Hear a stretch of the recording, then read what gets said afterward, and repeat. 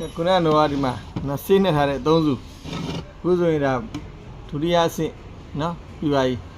တတိယအဆင့်လေးလုပ်ပုံလေးကိုပြမယ်နော်ဒီနှစ်စုကိုခဏဖယ်ထားမယ်တဆူအရင်ပြမယ်မင်းသားလည်းကြည့်လို့ရတယ်ဒီမှာမကြပါပါဒီမှာ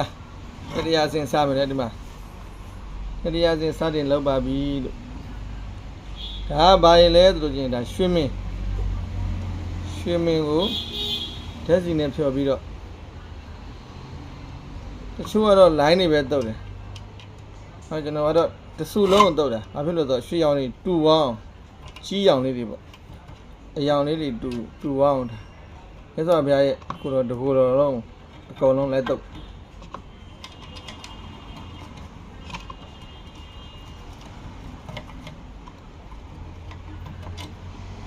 မြတ်စွာဘုရားရဲ့တကူတော်လုံးကိုလဲတုတ်မယ်ကိုယ့်အိမ်မှာကိုယ့်အကူကျောင်းတော်ဖွင့်ခြင်းနေဆိုလဲနော်အိမ်မခန့်နိုင်တော့ဖွင့်လို့ရပါတယ်အိမ်မန်းတာကတော့တော်ပင်မန်းတာနော်အုတ်သေးကြောက်တွေထမ်းတဲ့လူတွေပင်မန်းတယ်လို့ပဲတော်ပင်မန်းတာမထမ်းတာတခုပဲရှိတယ်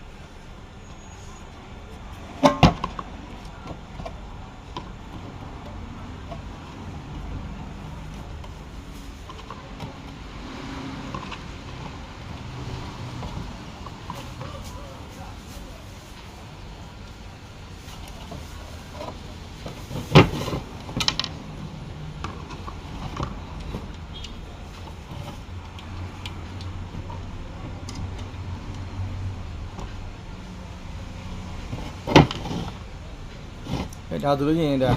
ရွှေမင်းတုတ်ထားပြီးပါပြီဒီဖျားနဲ့ချင်းကြည့်ပါဒါဆိုဒါရွှေမင်းမတုတ်ရသေးဘူးဒါရွှေမင်းတုတ်ထားတယ်ဒါတတိယအဆင့်စတဲ့ဖျားဒါတော့ဒုတိယအဆင့်ပဲပြီးသေးတယ်ဖျားအဆင့်လို့ပြောနော်ဒီရမယ်နောက်တစ်ပိုင်းကျမှဆက်လက်ကြည့်မယ်နော်အခုကတော့ဒီလောက်ပါပဲ